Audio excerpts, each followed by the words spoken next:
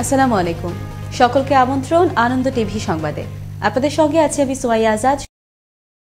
মানিকগঞ্জের শিবালয়ে corona virus vaccine প্রদান কার্যক্রম সুষ্ঠুভাবে সম্পাদনের লক্ষ্যে অনুষ্ঠিত হল উপজেলা কমিটি সভা।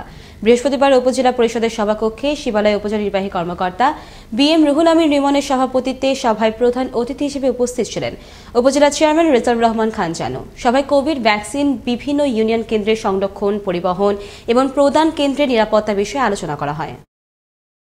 বুধবার বিকেলে দাখিল করা হল কুমিল্লার দেবিদ্বার উপজেলা পরিষদ চেয়ারম্যান পদে উপনির্বাচনের মনোনয়নপত্র। নির্বাচন কর্মকর্তা আলতাফ হোসেনের নিকট মনোনয়নপত্র জমা দেন আওয়ামী লীগ মনোনীত প্রার্থী আবুল কালাম আজাদ, বিএনপি মনোনীত প্রার্থী তারেক মুন্সি এবং জাতীয় পার্টি মনোনীত প্রার্থী আব্দুল আওয়াল সহ অন্যান্যরা। এ সময় প্রার্থীদের সাথে দলীয় নেতাকর্মীরা উপস্থিত ছিলেন। মাধ্যমিক স্তরে সরকারিভাবে বিনামূল্যে বই বিতরণের কথা থাকলেও মানা হচ্ছে না সে নিয়ম। বিনামূল্যের বই বিতরণকে বাণিজ্যিকরণের অভিযোগ উঠেছে ময়মনসিংহের হালুয়াঘাটের পাবিয়াজুড়ি স্কুল অ্যান্ড কলেজে।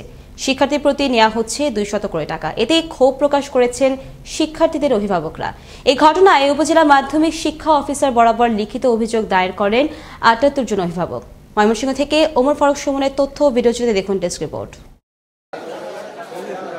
সরকারি নিয়মনীতির তোয়াক্কা না করে পাবিয়াজুড়ি স্কুল অ্যান্ড কলেজে বিতরণ করা হচ্ছে বিনামূল্যের সরকারি বই, কিন্তু প্রত্যেক শিক্ষার্থীর কাছ থেকেই গ্রহণ করা হচ্ছে মূল্য, নেওয়া হচ্ছে 200 করে টাকা। এ নিয়ে শিক্ষার্থী ও অভিভাবকদের মাঝে বিরাজ করছে চরম ক্ষোভ।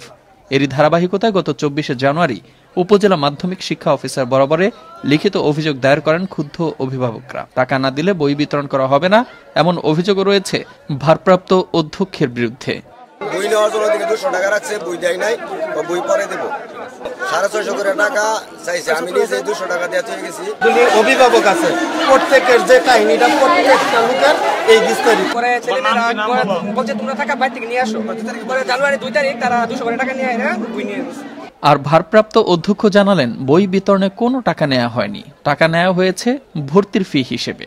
ভর্তির জন্য শিক্ষক নাই, আর 7-8 প্রমোশনের জন্য সেটা এই স্কুল আগে নেওয়া হয়েছে এবং প্রত্যেক স্কুলে নেয়, এবং তারাও ওই ভর্তির 20 টাকা পেয়েছে, মাত্র 200 টাকা, 100 টাকা এবং টাকা ছাড়া দিচ্ছে।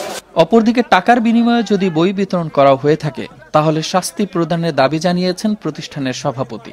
যদি 200 টাকার বিনিময়ে বই বিতরণ করা হয়ে থাকে তাহলে কর্তৃপক্ষের বিরুদ্ধে আমি যথোপযুক্ত ব্যবস্থা গ্রহণ করার জন্য ঊর্ধ্বতন কর্তৃপক্ষের দৃষ্টি আকর্ষণ করছি। অপরদিকে অভিযোগের তদন্ত চলছে বলে জানালেন এ কর্মকর্তা।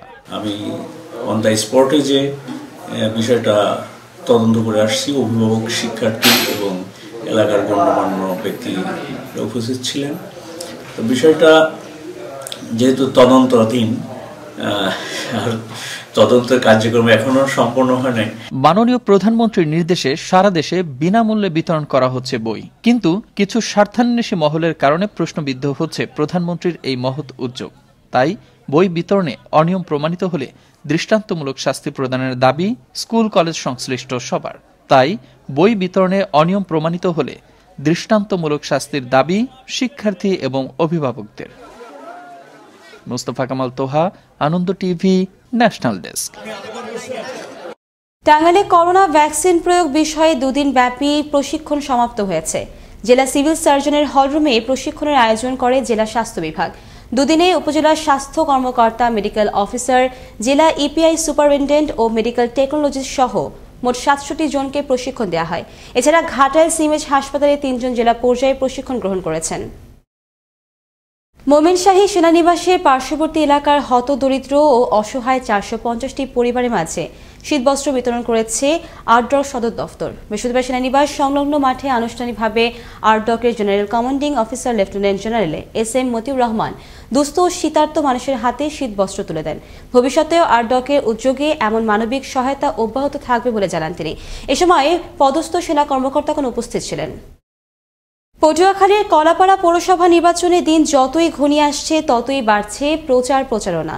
স্লোগানে মুখরিত হচ্ছে নির্বাচনী এলাকা। মেয়র প্রার্থীরা দিচ্ছেন উন্নয়নের নানান প্রতিশ্রুতি, আর ভোটাররা বলছেন যোগ্য এবং সৎ প্রার্থী বেছে নেবেন তারা। কলাপাড়া পৌর নির্বাচনে মেয়র পদে 4 জন, সংরক্ষিত আসনে 10 জন এবং কাউন্সিলর পদে 37 জন রয়েছেন ভোটের মাঠে। ভোটের হালচাল নিয়ে কলাপাড়া কুয়াকাটার প্রতিনিধি মোস্তাফিজুর রহমান সুজন মৃধার পাঠানো তথ্য ভিডিও চিত্রে আরো জানাচ্ছেন মোস্তফা কামাল তোহা।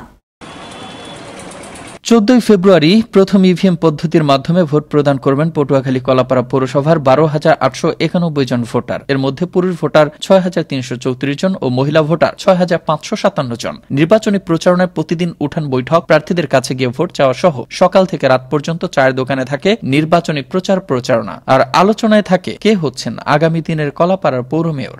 সবসময় আমাদের পাশে থাকবে সুখে দুঃখে এবং পৌরসভার যে রাস্তাঘাট আছে যেভাবে আছে এগুলো উন্নতি হবে, এরকমের একটা প্রার্থীকে আমরা ভোট দিয়ে জয়যুক্ত করব।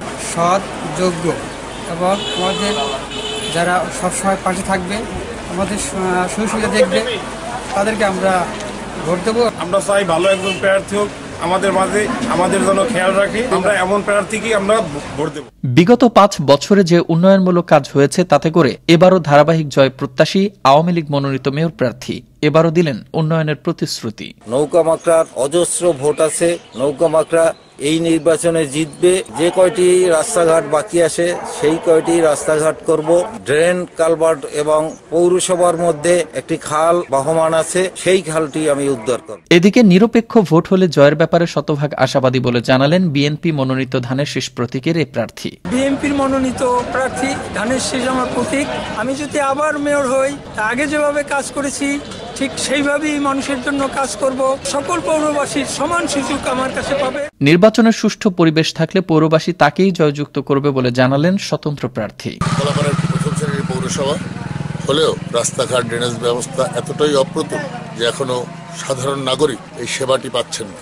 এই নির্বাচনে যদি নির্বাচনের সুষ্ঠু পরিবেশ থাকে তাহলে সুষ্ঠু নির্বাচনে এই পৌরবাসী আমাকে জয়যুক্ত করবেন ইনশাআল্লাহ। যে নির্বাচনকে নিয়ে এত আয়োজন, সে নির্বাচন অবাধ ও সুষ্ঠু আয়োজনের সকল প্রস্তুতি গ্রহণ করেছে উপজেলা প্রশাসন। নির্বাচনের দিন মাঠে থাকছে জুডিশিয়াল ম্যাজিস্ট্রেট, র্যাব, পুলিশ ও বিজিবি সহ পর্যাপ্ত সংখ্যক প্রশাসনিক উপস্থিতি। ইভিএম এর মাধ্যমে 10টি ভোট কেন্দ্র অনুষ্ঠিত হবে। এই কলাপাড়া উপজেলায় প্রথম ইভিএম এর ভোট গ্রহণ। নির্বাচন অবাধ, সুষ্ঠু এবং নিরপেক্ষ করার জন্য আমাদের সকল ধরনের প্রস্তুতি আছে। তারপর জুডিশিয়াল ম্যাজিস্ট্রেট থাকবে, র্যাব থাকবে, বিজিবি থাকবে, বাহিনীর সদস্য নিয়োজিত থাকবেন।